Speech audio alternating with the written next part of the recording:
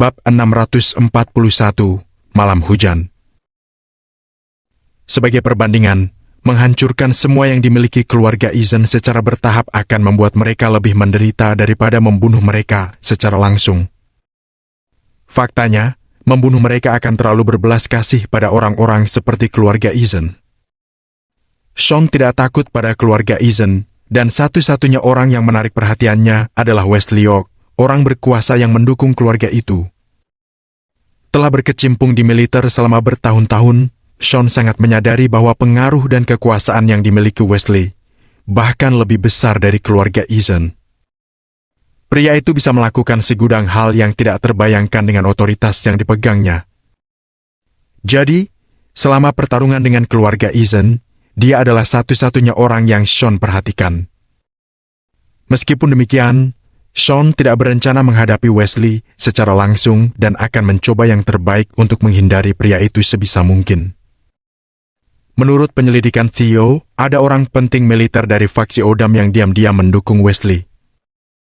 Begitu identitas Sean terungkap pada Wesley, Odam pasti akan segera menerima kabar itu.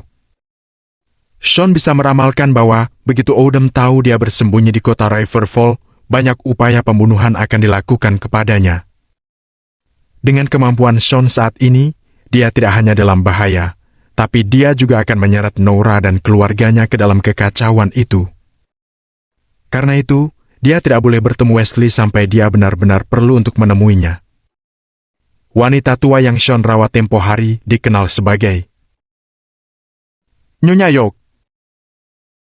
Tiba-tiba, sebuah tebakan muncul di benaknya. Namun, Sean tidak bisa memastikan asumsinya, apalagi memastikan keputusan apa yang akan Wesley ambil selanjutnya. Pada akhirnya, dia hanya bisa mengesampingkan masalah Wesley untuk saat ini. Tik, tik. Tanpa disadari, derai hujan terdengar dari luar. Sean berbaring di tempat tidur dengan tenang, menikmati suara hujan yang menetes di jendela, dan hatinya menjadi tenang. Sus. Pada saat itu, sambaran petir menyilaukan melintas di luar jendela. Sean tahu guntur akan segera menyusul. Faktanya, petir dan guntur muncul bersamaan. Namun, karena cahaya bergerak lebih cepat daripada suara, orang biasanya melihat petir terlebih dahulu. 3 detik kemudian, guntur meraung di awan, seperti yang dia duga. Krek! Suara guntur itu memekakan telinga, dan hujan mulai turun deras setelah itu. Sean menyipitkan matanya saat gambaran melintas di benaknya. Seolah-olah dia telah kembali ke medan perang di wilayah barat laut. Suara guntur, badai pasir, tangisan, dan pedang yang saling berbenturan. Sean merasa nostalgia luar biasa mendengar suara-suara itu. Tiba-tiba, gambar dan suara itu menghilang dari benaknya, digantikan oleh seorang wanita langsing dan indah. Wanita itu berusia 20-an. Meskipun dia mengenakan pakaian biasa, sulit untuk menyembunyikan keanggunan yang terlahir bersamanya. Rambut ikal coklatnya yang bergelombang jatuh secara alami, menambah kecantikan padanya. Bibirnya kemerahan, dan dia tampak seperti seseorang yang telah keluar dari lukisan. Sean menghela napas. Itu adalah Nora. Malam yang penuh badai mendorong ingatannya tentang pembantaian di medan perang, tetapi juga mengingatkannya pada perawatan tanpa pamrih yang dilakukan Nora untuknya. Dalam ingatan Sean, dia berada dalam kondisi kejiwaan yang tidak stabil selama 2 tahun terakhir. Dia berusaha sekuat tenaga mengenang dan hanya mengingat sebagian kejadian. Saat dalam kondisi demikian, Sean hanya memiliki kecerdasan mental seperti anak berusia 8 tahun. Tentu saja, dia takut dengan suara gemuruh guntur. Dia ingat dengan jelas saat dia berada dalam pelukan hangat setiap malam badai dalam 2 tahun itu. Itu adalah pelukan hangat sama yang dialami dari direktur panti asuhan ketika dia masih muda. Kerinduannya akan hal itu sangat dalam, dan dia lebih tahu dari siapapun bahwa pelukan itu berasal dari Nora.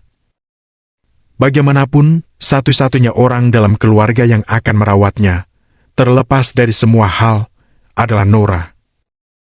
Namun, dia tahu dia tidak akan pernah melakukan itu lagi padanya sekarang setelah dia pulih. Bang! Saat itu, seseorang membuka pintu kamar Sean. Belum sempat dia berbalik untuk melihat siapa itu. Nora yang berbalut baju tidurnya sudah mendekati tempat tidurnya. Jangan takut, Sean. Aku di sini. Di saat berikutnya, Nora merangkak ke dalam selimut. Dia mengulurkan tangannya, memeluk Sean, dan menepuknya dengan lembut menggunakan telapak tangannya. Sean membeku tanpa mengucapkan sepatah kata pun. Sebaliknya, dia malah memejamkan mata seolah sedang tidur nyenyak sementara Nora berbaring miring dan menepuk Sean seperti sedang menenangkan anak kecil untuk tidur. Saat dia tinggal di kamar tidur sebelah kamar Sean, Nora segera membuka matanya setelah mendengar suara guntur. Tanpa terlalu memikirkannya, dia beranjak dari tempat tidurnya dan menuju ke kamar Sean. Itu sudah menjadi kebiasaannya setelah 2 tahun. Saat itu, Nora akan datang saat malam-malam penuh badai dan berpegangan pada Sean yang gemetar, menenangkan dan melindunginya. Tidak terlintas di benaknya bahwa Sean mungkin tidak takut pada guntur lagi, dan dia tidak bisa menahan diri untuk tidak masuk ke kamar. Sean mendesah dalam hati sambil menikmati pelukan Nora yang nyaman. Kenapa aku mengambil risiko mengungkap identitasku untuk melawan keluarga Eisen dan Perkins? Mengapa aku mendirikan grup Acton untuk membuat rencana cadangan bagi Nora? Mungkin inilah sebabnya. Hatinya yang teguh melunak tidak terkendali saat dia merenung. Nora menghabiskan 2 tahun merawatnya tanpa pamrih. Dia tidak meninggalkannya dan memprioritaskannya lebih dari dirinya sendiri. Mempertimbangkan semua hal yang telah dia lakukan untuknya, tidak berlebihan untuk mengatakan bahwa Nora benar-benar mengabaikan dirinya sendiri dan hanya hidup untuk Sean dalam 2 tahun itu. Bagaimana Sean bisa mengkhianati ketulusannya? Hujan berangsur-angsur tenang pada saat tertentu, dan guntur telah berhenti. Fiuh! Nora menghembuskan napas. Dia melepaskan Sean dan bersiap untuk pergi. Namun, sebuah lengan meraih tubuhnya saat dia duduk, dan dia jatuh kembali ke tempat tidur. Pergi setelah memelukku. Apakah kamu tidak bertanggung jawab? Kata-kata yang keluar dari mulut pria itu membuat Nora tegang dan jantungnya berdegup kencang di dadanya. Bab 642, Perasaan Cemas. Nora tersipu. Wajahnya memerah seperti sebuah apel. Dia merasa wajahnya seperti terbakar, bahkan dia tidak berani membuka matanya untuk melihat Sean.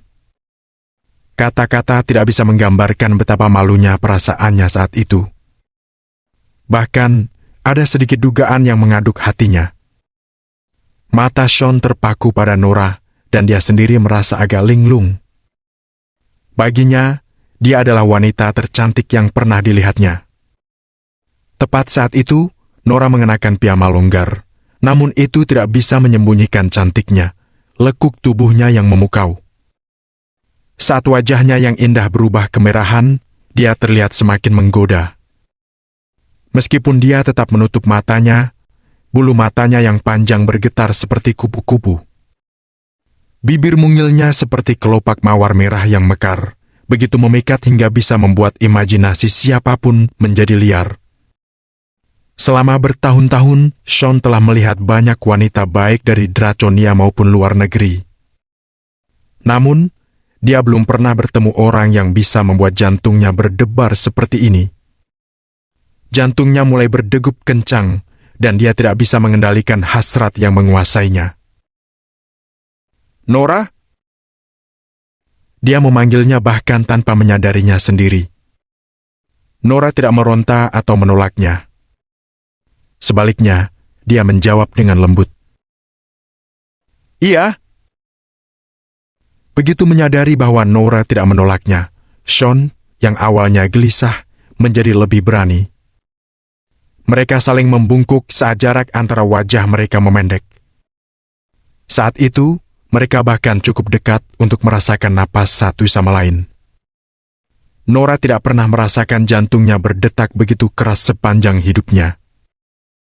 Saat jantungnya berdetak di dadanya, pikirannya benar-benar berantakan karena dia tidak tahu apakah dia harus menolak Sean.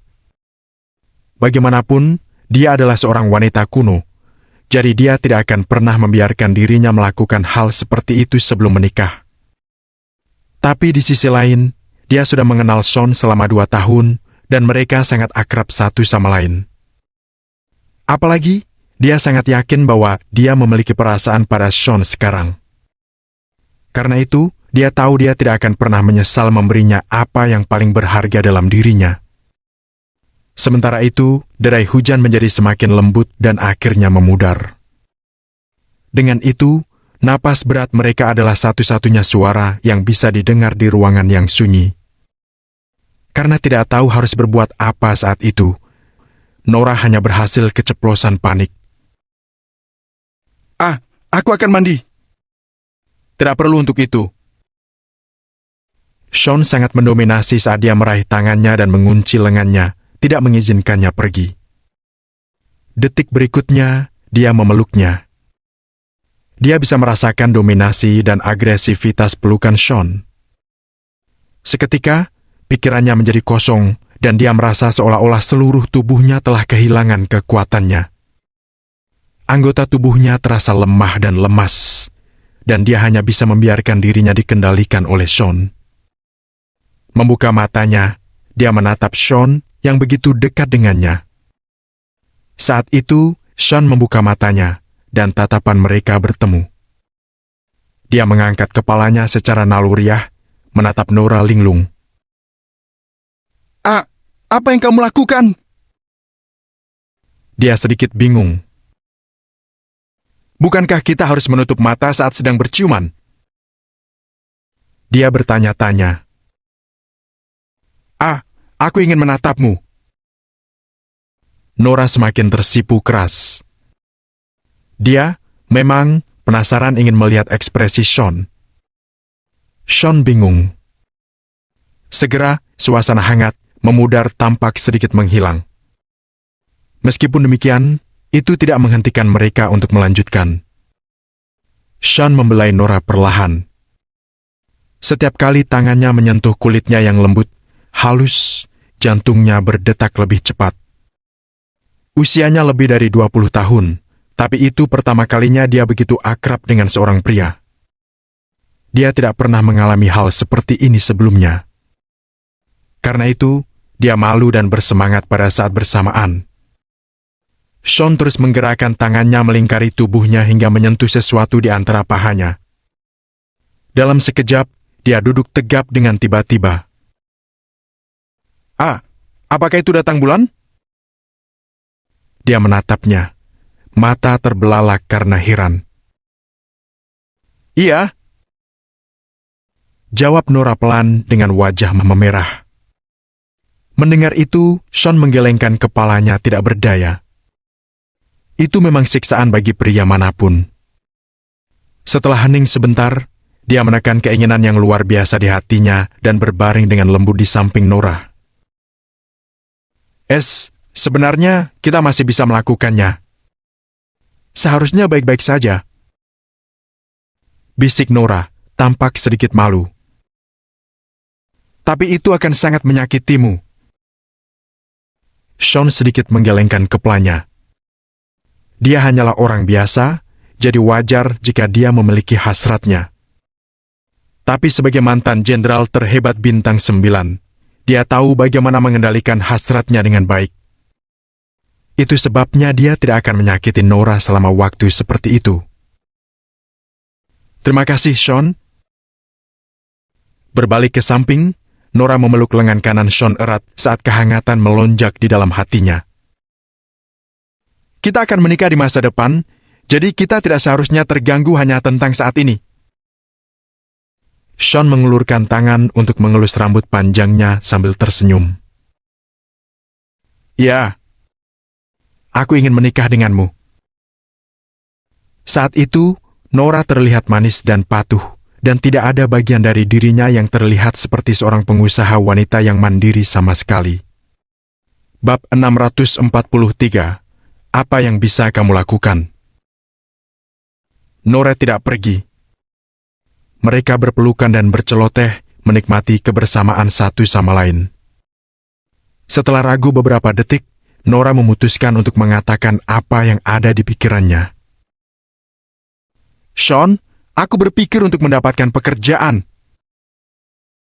Namun, Sean menggelengkan kepalanya perlahan tidak setuju. Nora, aku ingin kamu tinggal di rumah dan menjadi ibu rumah tangga seutuhnya selama periode ini. Beri aku waktu.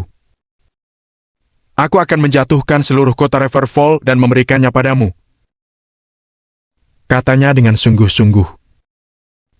Setelah melihat keseriusan di matanya, Nora tidak dapat menemukan satu alasan pun untuk menolaknya. Oke. Beberapa detik kemudian, Nora mengangguk patuh dan tidak berkata apa-apa lagi.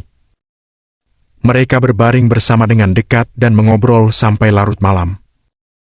Akhirnya, mereka tertidur lelap. Dalam sekejap mata, 2 hari telah berlalu. Rumor tentang Sean perlahan meredah selama ini. Lagi pula, tidak ada yang mendengar kabar tentang Sean sejak pelelangan berakhir. Seolah-olah dia telah lenyap dari pandangan orang banyak dan menghilang sama sekali. Sementara itu, keluarga Ethan dari kota Riverfall sedang menunggu Sean bergerak, seperti yang Sean sebutkan sebelumnya bahwa dia akan melawan mereka sampai akhir. Anehnya, 2 hari telah berlalu, tetapi tidak ada yang terjadi pada keluarga Ethan. Dengan begitu, mereka mulai mengecewakan penjaga mereka dan agak menghina Sean pada saat bersamaan. Yang terpenting, mereka telah mencairkan keuntungan yang mereka peroleh dari saham. Oleh karena itu, mereka memiliki sejumlah besar modal di tangan mereka sekarang. Dalam lingkaran bisnis, memiliki sejumlah besar dana adalah simbol kepercayaan diri dan status. Itulah mengapa keluarga Ethan sekarang penuh percaya diri. Sementara itu, tabrakan keras menggema dari kantor. Kecelakaan. Hawk menghancurkan sesuatu dengan tongkat baseball.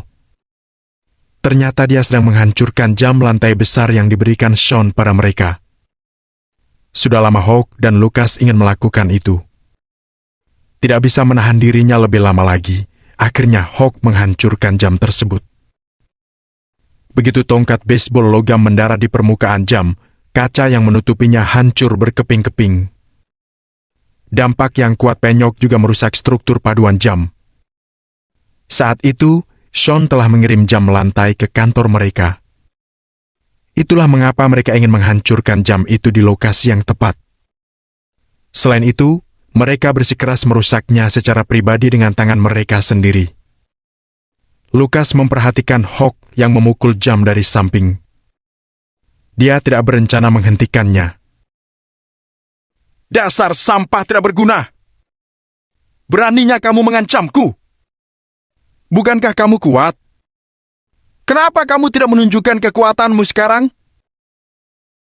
Hawk mengayunkan tongkat baseball di tangannya saat umpatan tumpah dari mulutnya. Dia memperlakukan jam lantai di depannya sebagai Sean, dan dia tidak bisa berhenti menghancurkannya. Tidak lama kemudian, jam itu hancur berkeping-keping dan benar-benar hancur. Hawk merasa puas saat melihat itu. Ya, Sean, bukankah kamu mengatakan bahwa kamu akan mendapatkan kami jika kami menghancurkan jam itu? Datanglah padaku jika kamu berani. Akhirnya, Hawk menendang jam itu ke tanah dan terus menghancurkannya dengan keras. Seluruh jam lantai sekarang tidak bisa diselamatkan. Hawk mengangkat lengannya dan menaruh tongkat baseball di bahunya. Sebuah seringai menghina, dingin muncul di wajahnya. Andai aku bisa mengirim sampah ini kembali pada Sean. Sayangnya, dia telah meninggalkan keluarga Perkins sekarang. Aku bahkan tidak tahu di mana dia. Ejeknya. Jika dia tahu di mana Sean tinggal sekarang, dia pasti akan memerintahkan seseorang untuk mengirimkan jam rusak itu pada Sean. Dia penasaran apa yang bisa Sean lakukan padanya. Lupakan tentang dia. Dia hanya orang yang tidak berguna, yang tidak patut kita perhatikan. Kita harus mengambil kesempatan untuk mengembangkan tanah secepat mungkin, dan kamu harus menangani masalah ini sendiri.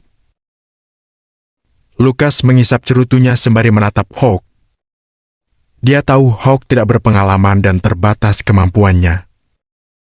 Namun, karena Hawk adalah anaknya, bagaimanapun juga, dia tahu dia bisa menaruh kepercayaan pada Hawk.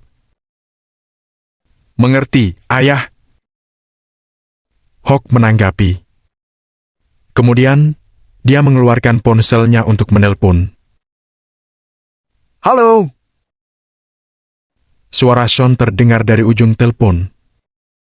Ternyata Hawk yang menelpon Sean. Sean, dasar seonggok sampah sialan. Dengar. Hawk mencebik sambil mengangkat tongkat baseball dan kembali menghancurkan jam. Kecelakaan. Rentetan suara menusuk telinga merambat ke telinga Sean melalui panggilan itu. Coba tebak apa yang kulakukan. Sedikit ejekan dan kepuasan melintas di mata Hawk. Sean tetap diam. Dengan itu, Hawk tertawa terbahak-bahak. Kamu bilang akan membuatku membayar jika aku menghancurkan jam pemberianmu, kan? Sekarang, aku memberitahumu bahwa aku telah menghancurkannya. Jadi, katakan padaku, apa yang akan kamu lakukan denganku? Sambil tertawa terbahak-bahak, dia terus menghancurkan jam lantai itu dengan tongkat basebalnya. Lukas sedikit mengerutkan alisnya. Awalnya, dia ingin menghentikan Hawk, tapi akhirnya dia tidak mengeluarkan sepatah kata pun. Lagi pula, dia juga membenci Sean sama seperti Hawk. Keluarga Eason telah menghabiskan lebih dari 210 miliar rupiah akibat apa yang telah Sean lakukan. Itu sebabnya Lukas menyimpan dendam yang begitu dalam terhadapnya. Karena itu, dia tidak menghentikan Hawk untuk melakukan itu meski dia tahu tindakan Hawk tidak pantas dilakukan. Sejujurnya, Lukas juga sadar bahwa Sean mungkin akan melawan jika dia diancam, tapi Lukas sama sekali tidak takut padanya. Lagi pula, jika dia berani melakukan sesuatu pada keluarga Eason, aku pasti akan menghancurkannya seperti bagaimana jamnya dihancurkan begitu saja. Renungnya pada diri sendiri. Bab 644, pertemuan kita tidak dapat dihindari. Kalau begitu, kamu akan lihat apa yang akan kulakukan padamu. Kata Sean, suaranya dingin seperti es. Bertahun-tahun yang lalu, ketika dia berada di militer, tidak ada yang berani menentangnya. Namun, keluarga Eason dari kota Riverfall menguji kesabarannya berulang kali. Jangan berani mengancamku seperti itu. Perhatikan baik-baik dirimu. Kamu pikir kamu siapa sampai mengancamku? Hawk menyeringai puas dan terus menghancurkan jam lantai tersebut. Bagus. Itu bagus. Sean mengangguk dan menutup telepon. Ada kilatan niat membunuh di matanya ketika dia mengakhiri panggilan. Awalnya, Sean tidak pernah berniat membunuh seluruh keluarga Eason. Namun demikian, pada saat itu juga, dia terdorong oleh keinginan untuk membunuh Hawk. Kemurkaannya akan memicu pertumpahan darah. Sean dulunya adalah jenderal terhebat bintang 9, dan tidak ada yang berani membayangkan betapa menakutkannya dia jika dia marah. Seseorang harus menanggung akibatnya atas ketidaksadaran mereka. Gumam Sean pada dirinya sendiri. Kemudian, dia menelpon Ben dan memberikan perintahnya. Tentu, Ben mendengarkan dengan patuh dan menjalankan perintah Sean sekaligus. Keluarga Eason sudah memulai pengembangan sebidang tanah bernilai tertinggi itu. Proyek ini secara pribadi ditangani oleh Hawk. Itu juga berfungsi sebagai bentuk pelatihan untuknya dari Lukas. Namun, segera keluarga Eason menyadari ada sesuatu yang tidak beres. Sebelumnya, mereka telah mengirim 2 kelompok orang untuk berinteraksi dan bernegosiasi dengan penduduk sebidang tanah itu dan pejabat pemerintahan terkait. Lukas awalnya mengira itu akan menjadi proses berlayar yang mulus. Namun, Izens dengan cepat menemukan bahwa ada sesuatu yang salah. Mereka terhalang oleh penduduk dan pegawai pemerintahan. Bukannya semuanya baik-baik saja setelah mereka mendapatkan dokumen untuk pengembangan lahan, karena banyak hal yang masih perlu dilakukan sebelum keluarga Izen dapat mengembangkan lahan secara resmi. Namun, saat ini, semuanya tidak berjalan seperti yang mereka inginkan. Negosiasi dengan penduduk tidak berhasil, sedangkan pejabat pemerintahan memperlambat keluarga Izen dengan birokrasi. Pejabat pemerintahan membutuhkan waktu yang sangat lama untuk menyelesaikan prosedur sederhana. Dengan demikian, 2 hari lagi telah berlalu dan keluarga Izen gagal membuat kemajuan apapun dengan proyek tersebut. Lukas mulai panik. Dia memiliki sejumlah besar dana di tangan, tetapi dia tidak dapat memanfaatkannya. Persetan! Apakah orang-orang ini gila? Kenapa mereka memilih kita? Lukas menggerutu sambil menggertakkan gigi. Tidak pernah terlintas di benaknya bahwa Sean ada di balik semua ini. Bagi keluarga Izen, Sean tidak memiliki kemampuan seperti itu. Jadi sangat tidak mungkin baginya untuk mengendalikan seluruh situasi. Ayah, aku yakin grup Acton ada di balik ini. Dengan sedikit cemberut, Hawk memberitahu ayahnya tentang spekulasinya itu. Lukas pun mengangguk setuju dengan spekulasi putranya. Grup Acton adalah satu-satunya perusahaan di dalam lingkaran bisnis kota Riverfall yang menyimpan dendam terhadap keluarga Izen. Selain itu adalah satu-satunya perusahaan yang mampu melakukan hal semacam ini. Oleh karena itu, anggota keluarga Izen menyimpulkan bahwa itu semua adalah bagian dari rencana grup Acton. Kenyataannya, mereka benar dalam berspekulasi bahwa grup Acton ada di balik ini semua. Namun, mereka tidak menyadari fakta bahwa Sean adalah bos grup Acton. Aku tahu mereka pasti memikirkan hal lain ketika mereka tidak menawar sebidang tanah itu. Sekarang, mereka akhirnya mengungkapkan niat jahat mereka. Lukas menggertakkan giginya dengan ringan dan hatinya dipenuhi dengan frustrasi. Apa yang harus kita lakukan, Ayah? Ketika datang untuk menghadapi grup Acton? Gumam Hawk. Terlepas dari kesombongannya, dia mengerti bahwa grup Acton bukanlah perusahaan yang mudah untuk ditangani. Bahkan keluarga Izen tidak akan bisa berbuat apa-apa. Memang, kita tidak bisa berbuat apa-apa untuk masalah ini. Dengan demikian, sebaiknya kita melibatkan Tuan York. Setelah hening sejenak, Lukas mengeluarkan ponselnya dan menelpon Wesley. Begitu mereka berbasa-basi, Lukas mengisyaratkan Wesley bahwa dia membutuhkan bantuan yang terakhir. Aku kehabisan akal, Tuan York. Kalau tidak, aku tidak akan merepotkanmu. Setelah masalah ini beres, aku tidak akan memintamu lagi. Pintanya melalui sambungan telepon dengan cemas. Wesley merasa agak ragu-ragu. Sebagai seorang militer yang menjaga kota Riverfall, tugasnya adalah melindungi keselamatan penduduk kota. Dia seharusnya tidak terlalu ikut campur dengan masalah kota lainnya. Namun, keluarga Izen adalah kerabat keluarga York dan telah banyak membantu belakangan ini juga. Oleh karena itu, Wesley biasanya mempersiapkan keluarga Izen dengan banyak bantuan. Itulah alasan keluarga Izen mampu membangun diri mereka dengan sangat cepat. Sebidang tanah yang kamu sebutkan memang penting. Faktanya, ini sangat penting bagi seluruh kota Riverfall, jadi proses peninjauan yang ketat tidak dapat dihindari. Jawab Wesley sambil menggelengkan kepalanya. Proyek pembangunan yang terjadi di bagian terbesar dari tanah bernilai tertinggi di kota Riverfall mencerminkan citra kota, dan setiap kekacauan akan menimbulkan rasa malu yang besar.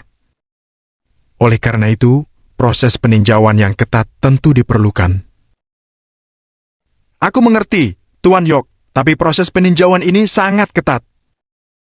Kami diminta bolak-balik hanya untuk menyelesaikan beberapa dokumen sederhana. Aku merasa ada yang mengganggu keluarga kami. Jelas Lucas sabar sambil menggertakkan giginya sedikit. Wesley tetap diam selama beberapa detik. Akhirnya, dia mengangguk dan berkata, "Mengerti." Setelah itu, dia menutup telepon. Fiuh. Lucas menarik napas panjang. Grup Ekten, aku akan melihat apakah kamu bisa membela diri melawan militer. Tidak peduli seberapa luas dan kuatnya ikatanmu, kamu masih tidak punya pilihan selain membungkuk di hadapan Wesley. Setelah proyek keluarga Eason selesai, aku akan menjadi orang pertama yang memastikan kebangkrutan dan penutupanmu. Lucas menggeram saat kilatan menyeramkan muncul di matanya. Segera, Wesley mulai menarik beberapa kesimpulan. Sebagai orang yang berpengaruh, dia hanya perlu Segera, Wesley mulai menarik beberapa kesimpulan. Sebagai orang yang berpengaruh, dia hanya perlu menelpon dan memberi petunjuk pada otoritas terkait di kota Riverfall untuk membuat semuanya berjalan lancar bagi keluarga Eason. Benar saja, begitu Wesley terlibat, proyek keluarga Eason mulai berjalan lancar, dan anggota keluarga akhirnya memiliki dokumen mereka disetujui. Jika semuanya berjalan lancar, mereka akan dapat memulai pekerjaan dalam waktu singkat. Namun, Wesley dan Lucas tidak tahu bahwa ini semua adalah bagian dari rencana Sean. Sean hanya menguji mereka ketika dia sengaja mempersulit mereka sebelum ini. Seandainya Wesley tidak melibatkan dirinya, Sean akan melakukan langkah pamungkasnya dan menciptakan malapetaka nyata bagi keluarga Eason. Di sisi lain, jika Wesley membantu keluarga Eason, sudah waktunya Sean berbicara langsung dengan Wesley. Sean berhasil menentukan pendirian Wesley dengan menggunakan trik ini. Selanjutnya, sudah waktunya baginya untuk berdiskusi dengan Wesley. Di bawah rekomendasi Direktur Badan Intelijen Keamanan Nasional, Sean dan Theo tiba di markas militer kota Riverfall. Tentu saja, Ben juga ikut. Jenderal, apakah kamu yakin tentang ini? Begitu kamu bertemu Wesley, identitasmu kemungkinan besar akan terungkap. Theo masih merasa agak tidak yakin dengan situasinya. Pertemuan kami tidak bisa dihindari. Hari ini, aku akan menemui Wesley. Jawab Sean. Kemudian, dia melangkah ke depan.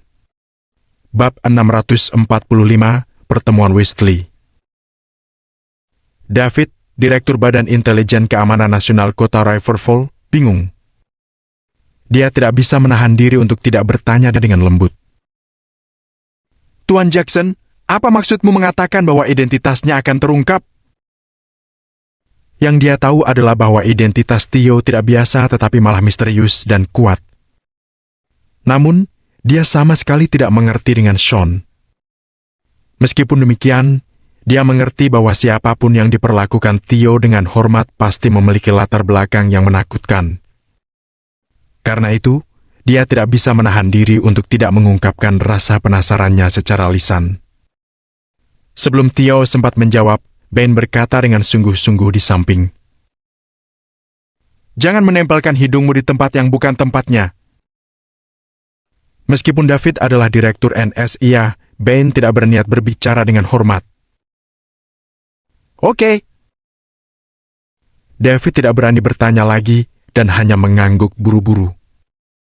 Dia bahkan tidak berani menebak identitas Theo, karena atasannya telah menghubunginya secara pribadi untuk menginstruksikannya untuk memperlakukan Theo dengan hormat, yang dia setujui.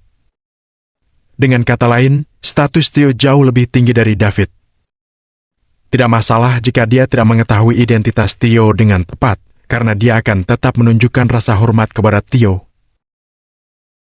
Jika tidak ada yang lain, kamu bisa kembali lebih awal, kata Theo, dan dia melanjutkan untuk menyusul Sean.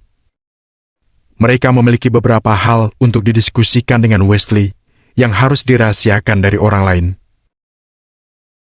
Mengerti. David mengangguk penuh semangat dan dia tidak berani mengeluarkan sepatah kata pun. Dengan David memimpin jalan, perjalanan itu berjalan mulus bagi Sean dan yang lainnya. Namun, tanpa sadar Sean memperlambat langkahnya setelah memasuki kamp militer.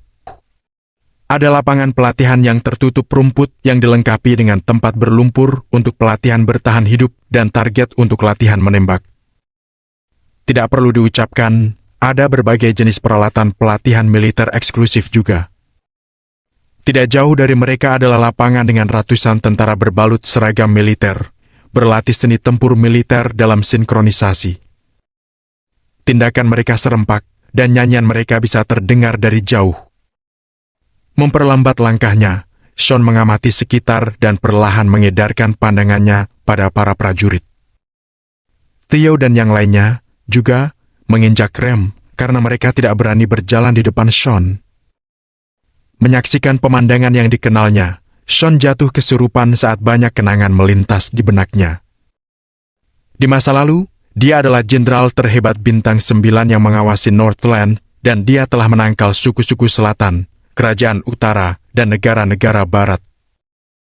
Dia telah memimpin jutaan tentara, melatih mereka siang dan malam untuk melindungi negara mereka di lingkungan yang mirip dengan ini. Di medan perang, dia akan memimpin dan memusnahkan musuh-musuhnya tanpa ragu, tidak pernah mundur selangkah pun.